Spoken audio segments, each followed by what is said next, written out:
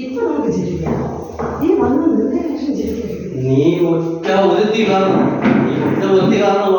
ആ ചെറുക്കന് നിന്റെ മോനെ വഷളാക്കി ഈ തരത്തിലാക്കിയത്. അവനെ എന്ത് ചെയ്തെന്നാ? എന്ത് ചെയ്തെന്നോ? നിങ്ങൾ ഈ കിടന്ന് ചാടുന്ന എന്തിനാ മനുഷ്യ? അവനെ പഠിപ്പിച്ച് കഴിഞ്ഞാൽ ഡോക്ടർ ആക്കി മാറ്റാൻ വേണ്ടി ഞാൻ ശ്രമം നടത്തിയപ്പോൾ നീ അവനെ തേരാപാരം അങ്ങോട്ടും ഇങ്ങോട്ടും പറഞ്ഞേക്കായിരുന്നു. അവൻ മാന്യമായിട്ട് ഒരു ജോലിക്ക് പോണവനെ ഇല്ലാതാക്കാൻ എന്തിനാ ശ്രമിക്കുന്നത്? കള്ളുകൂടിയത് കഞ്ചാവടിയേക്കാളും പിള്ളേരെ ഓരോ മെഡിക്കൽ കോളേജിലൊക്കെ അനുഭവിക്കുന്ന അറിയാമല്ലോ. ഓരോ പിള്ളേരെ നമ്മളെ തൂങ്ങിച്ചാൽ ഇവിടെ തൂങ്ങിച്ചാൽ മതി. എന്തിനാ മനുഷ്യൻ അവൻ അന്തസ്സായിട്ട് ഇന്ന് നല്ലൊരു ജോലിയിലാ ജീവിക്കണേ.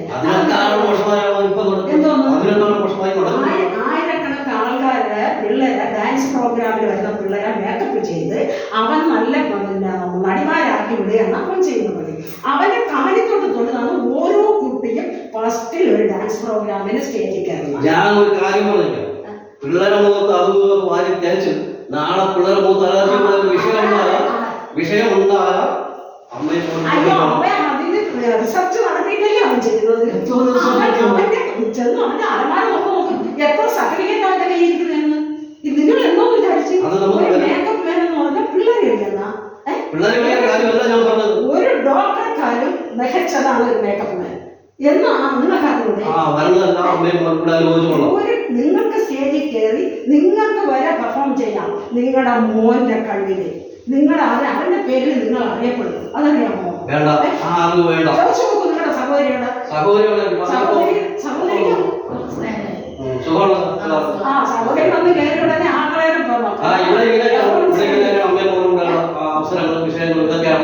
ഒരു കാര്യം ചെയ്യും. അവൻ വരട്ടെ, അവനോട് ചോദിക്കാം, മോനെ നിനക്ക് ഇനിയിപ്പോ ഈ മേക്കപ്പിലേക്കാണോ പോണത്? അതേ നിനക്ക് അച്ഛൻ പറയും പോലെ അവർക്ക് വലിയ പ്രായമായി പോയില്ല. അവൻ അമേരിക്കക്കാരന്മാർ ചെയ്യും പോലെ ചെയ്യുന്നത്. രാവിലെ ജോലി പഠിക്കാൻ പോവുക, ഉച്ചയ്ക്ക് പിന്നെ ജോലി ചെയ്യുക. അവൻ ജോലി ചെയ്ത് പഠിക്കല്ലേ? നിങ്ങൾ കാശ് കൊടുക്കുന്നുണ്ടോ? നിങ്ങളുടെ കാശ് കൊടുക്കുന്നുണ്ടോ? ജോലി ചെയ്ത് പഠിക്കാനുള്ള അവസരം വേണ്ടായിരുന്നു, ഞാൻ ചെയ്യുമായിരുന്നു.